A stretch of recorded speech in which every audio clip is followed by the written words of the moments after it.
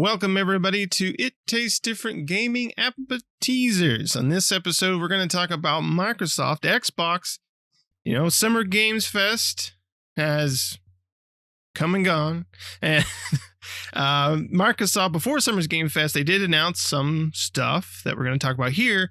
And that is them building the gaming platform for the next 20 years. And what does that mean exactly? Well, that means bringing the Xbox app to Samsung smart TVs, 2022 smart TVs. So probably 2022 and up. Samsung starting out, but I'm sure they'll come to other TVs later on. Expanding Xbox cloud gaming to more countries. More countries will be able to use their Wi-Fi and play video games. New gaming experiences to Microsoft Edge and Windows 11. So still trying to sell Windows 11 and Edge. So keep going at it, Microsoft. You'll get there eventually.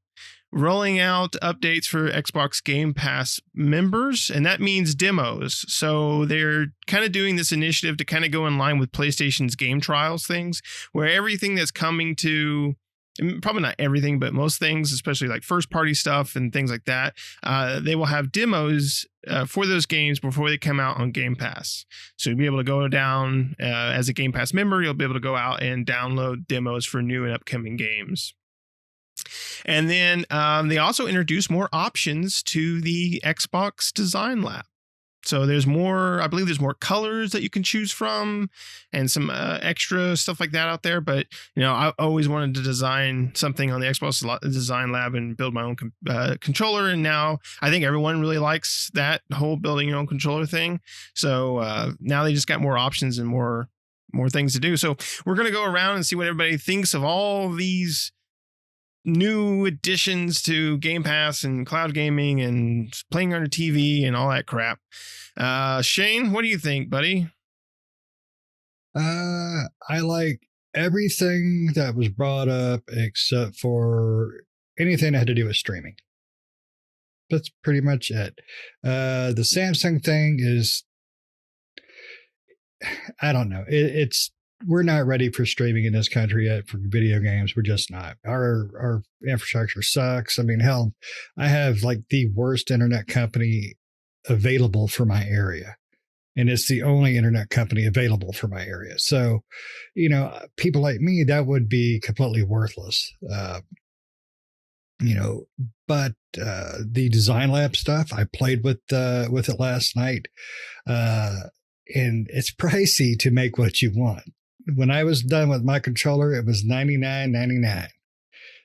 But I had the rubber grips, I had the multicolors, I had my name engraved, blah blah blah, and it was $99 freaking dollars. You know, for $99, I'll just upgrade to the Pro controller and just spend the $179.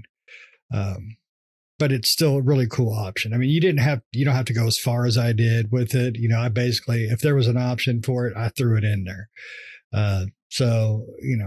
But it's really cool to be able to do that. The game demos, I'm glad I missed demos. That was one thing I loved what they did on the 360 was almost everything had a demo, and that was great. Really gave you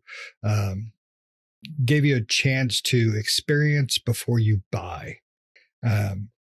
Those games that you're on the edge about, it's like, if I had a game demo for Brute Force, that game would have never hit my console again. Those are the things that demos help you with. Granted, some creators don't like it because it takes away resources. You got to make the damn thing, and people don't like your demo, they're not going to buy your game. So some creators don't like that. But I like it as a gamer. I like the option to be able to try before I buy, just the way most things in life should be. Try before you buy. So all of the Xbox stuff was really interesting. The only thing I just do not care about was the streaming stuff. I don't care about dongles or built-in apps. I want my consoles, and that's it. Now, if they can make a console dongle, then I'm all good with it. But nope, I'm just going to stick where I'm at. I guess technically that's what a console is, just a console dongle. It's got to plug it in somewhere. But yeah, I thought it was pretty interesting. Overall, the Design Lab stuff is my favorite, even though I'm not going to spend $100 for just a regular pretty controller. It's still pretty cool. What about you, Pat? Yeah, I'm kind of with you there. I don't give a rat's ass about streaming anything, which, they're going to push their demos to that. You know that, right? Because they do the game preview where you can preview a game without downloading it so you can stream it. So they have all that kind of stuff. So I wonder if that's what they're going to do with their game demos. They're going to push the game demos to a streaming game demo, which, I mean, I guess is okay. I'm not a streaming fan. Even though I have pretty great internet, I have gigabit internet, I still don't want to play games over it. I'd rather download the game and use the full processing power of the console that I spent $500 on. That's the whole point of that. I want the processing power to be on my end, not processing power being in a data center somewhere and streaming that images or screen scraping that information to me. However, the technology works today for that. It's just not my cup of tea. I cannot stand input lag, and you're never going to get away from that with streaming. Sorry. We're going to have freaking quantum entanglement internet before you're not having some input lag between you and the data center. Freaking quantum computer has got to be leaps and bounds. But, every technology has to start somewhere, right? You will not catch me basing my TV decision on whether it's a Samsung-enabled app or a Keystone dongle or whatever the heck it may be. I'm never going to be making my decision on that because I'm buying the physical hardware to put in my living room. The only way I think that might be beneficial is if a console ever reaches $1,000. Not likely going to spend $1,000 for an Xbox or a PlayStation. So, I don't know. Consoles have been relatively price stable for a long time. They have been inching up there now. I mean, we went from a $350 console to a $400 some odd console to a $500 console. But they could be more expensive, right? I mean, this little device right here in your pocket costs like $1,000 to $1,200, and yet a big ass console costs like $500. So, that is what it is. Take it what you will on that. And I have a really big problem with the Design Lab stuff. I love it, but I'm not spending $100 on a console or on a controller that's not going to last me. If I'm going to custom design a controller, it's probably going to sit on a shelf as somewhere cool and something cool to look at, right? Because I love the Elite controllers, but they don't last forever. Just like the regular Xbox controllers, they don't last forever. And from my understanding, the Design Lab controllers aren't built with the specifications of the Elite controller. They're built with the specifications and components from the regular controller outside of like the grips. You don't get the metal controller, the thumbsticks and all that stuff to take a little bit of a beating. So that's not going to last long. For $100 for a controller, it's going to be a controller that I put on a shelf and just look at. It's going to be just like Shane said, it's going to have my gamer tag on it and cool design that I wanted to do. Something cool to look at, but not something to play with, right? It's going to be like my Project Scorpio controller. Never been used, sitting on the shelf, looks cool, but I never used it. So that's kind of how I feel about that stuff. I love playing with the Design Lab. Like Shane says, I'm like, this looks really cool like this and that and that. But controllers don't last, and it's really hard for me to buy an Elite controller. I mean, I spent $150 on my last one, but I also bought an Elite one. But they just wear out. They don't last forever. But the Elites I have found have a lifespan about maybe double that of a regular controller I've found. A regular controller dies pretty quickly for me as much as I play it and wear down the joysticks. The shoulder buttons are usually the first thing to go in any controller. They really need to fix that design, but the shoulder buttons usually are the first thing to go, followed closely by one of the sticks having some major drift issues. So, if I ever do make one of them, it's just going to sit on my shelf. How about you, Nick? You're going to buy you a Samsung TV with an app so you can stream those Xbox games? Or you're going to download, or you're going to buy the dongle, or are you going to play with a Design Lab controller? I'm going to play with the console dongle. No, I'm not. I mean, it's great for the people that need it or want it, basically you'll be able starting June 30th for the Samsung televisions. Starting June 30th, you'll be able to access the Xbox app from the Samsung Gaming Hub or Media Hub. You'll log into your existing Microsoft account and connect with your favorite Bluetooth controller. And you'll be able to play Fortnite without a subscription and all those other great games.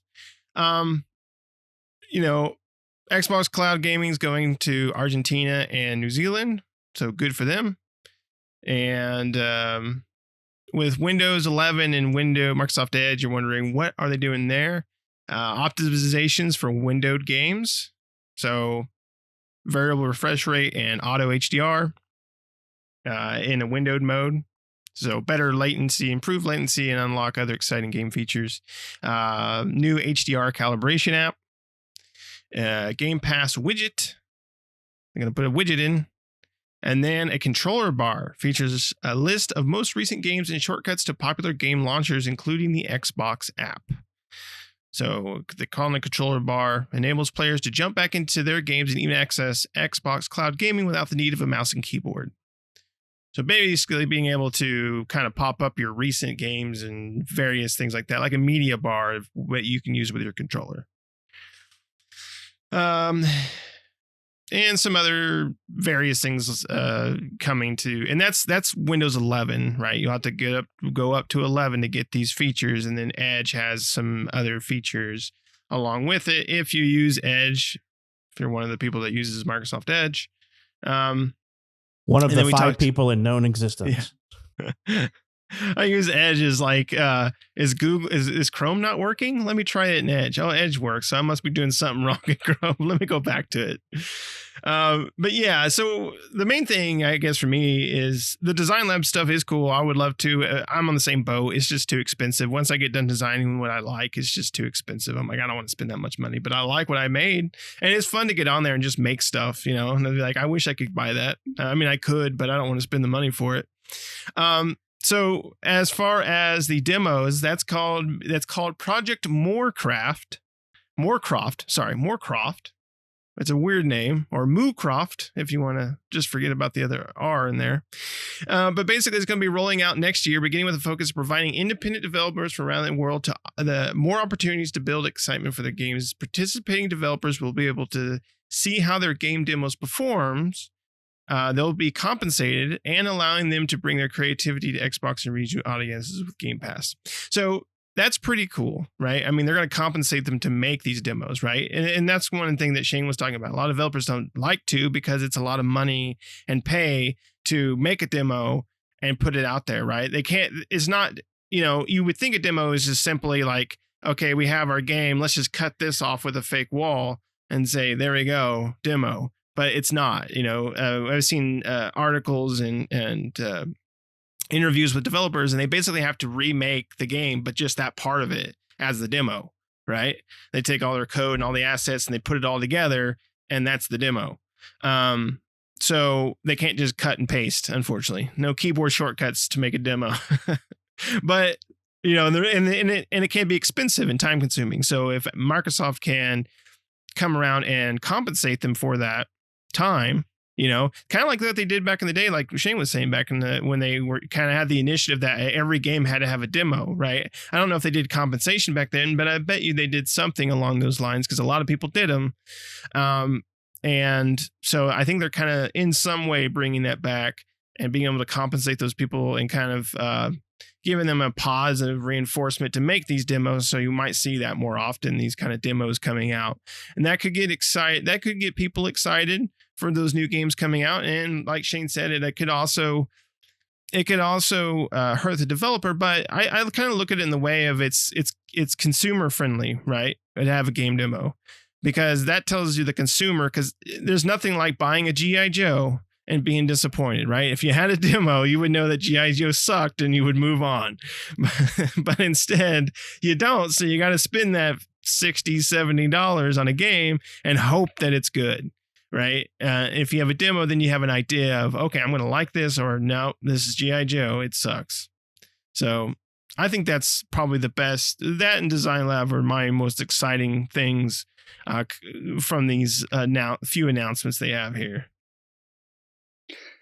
Yeah. I think we can all agree we're not spending $100 on a regular controller, but it would be cool. I'd probably do 79, but I couldn't see the $100 just for the engraving. I think it would be almost worth it, but yeah. And then the whole Samsung thing, I'm gonna pass. I like my TVs I got. The only Samsung I got in the house is got that old 3D plasma I got. Nick, what's that, 12 years old? So, but yeah, I'm excited for demos though. I miss demos, and Microsoft compensating, that makes me feel better, and I think it makes the developers like, all right, you know what, if they're gonna compensate, we'll make a good demo, not just some little 5-second wall walking thing. Yeah. I mean, I don't know, man. The TV thing, I'm like, I don't know how many people are really going to be that. Before long, it's going to be like everything else, right? The app is going to be on every known TV manufacturer known to man. So I do love Samsung's TVs. They make really great TVs, and their new Quantum OLED TVs are freaking amazing. But Samsung has this weird problem / they don't think they have a problem where all their TVs don't come with but like one HDMI 2.1 port. And you're like, hey, dumbasses, I have 3 devices that need 2.1, but you only give me one port. And splitters that can split 2.1 are expensive. And not to mention, that means you need to have another device to control the splitter on top of the TV remote, which is just stupid. So, Samsung just needs to get with the times, because I looked at their new Q9 series Quantum OLED, and that thing is a best picture of anything I've ever seen in my life. But one HDMI 2.1 port, I should say. And I'm like, I need 3 at least, so I don't know what their problem is. But yeah, I'm not going to let an app decide on what TV I'm going to buy. And anybody who's in the market for a TV is probably not looking for that. They're looking for the best deal they can get for the most features they can get. I guess you can consider that a feature, if you will, that I can plug in my controller. But here's the thing is, it's not just a TV, right?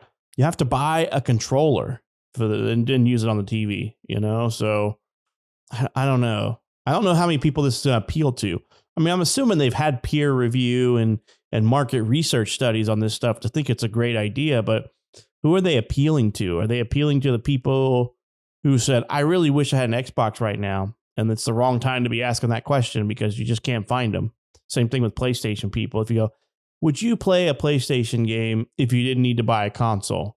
And they'd be like, yeah, because I don't know what kind of questions they ask. What questions did they ask this group of people? Would you play an Xbox game if you didn't have to buy an Xbox? Who would say no, right? Yeah. But yeah, they definitely skipped a few questions in there. The key things, right? The U.S. demographic, the majority of the U.S. does not have access to what I would consider comparable internet to drive a function and feature like this, in my opinion. Even gigabit internet to some extent is going to be your problem, because a lot of ISPs in the United States still throttle after so much usage. We have to get rid of data caps and throttle speeds from ISPs, because ISPs do that for one of 2 reasons, right? Either they just got to find another way to make more money, or their infrastructure is not built enough to handle the load during peak times. So their infrastructure needs updated. Usually it's the latter, right? Their infrastructure is just too dated. They have too many people on a node that they haven't segmented off yet, and it just can't handle the extra load of people on there. So imagine instead of having your family watching Netflix and you playing a game and your other kid playing a game and watching Netflix and the wife upstairs reading a book and watching Netflix, or whatever. Now you're going to have you streaming a game while they're trying to do all this crap at the same time too. And your infrastructure is not going to handle it. So to me, it's a bad idea, but Microsoft is pushing hard for this cloud gaming. Like, they see something that I don't see. The dollar signs are there somehow for them. Man, you don't become a company like that without having some foresight into what might be a moneymaker. So, I mean, I can see it if we had a better infrastructure for it. I mean, I really could, but I don't see it right now. I mean, I have the fastest available internet with where I'm at, and it's dog shit. I mean, you guys have witnessed it firsthand. I mean, it's dog crap, and it pisses me off. So, no streaming bad. Yep. Unless there's clouds in their coffee. That's for sure. Do you guys have anything else you want to add to this before we wrap it up? No, after that pun, I'm done. All right. Well, let us know down in the comments what you guys think. Are you excited about any of these things coming along? If you live in New Zealand or Argentina, you might be. And cloud gaming's coming your way. Those clouds are coming your way. Watch out. Might got some nasty weather. Them clouds coming in. Might get rained on. Watch out for those hard drives. Yeah. Might get rained on. It's zeros and ones falling from the sky. You also have, and then, the Design Lab stuff and the game demos and stuff like that. But let us know what you guys think of all that information. It's a lot of stuff coming out, and a lot of somewhat exciting news for different things like that. But anyway, thanks for watching. Make sure to like the video, make sure to subscribe, hit the bell notification to stay up to date with new videos we do all the time, and we'll see you next time. See ya.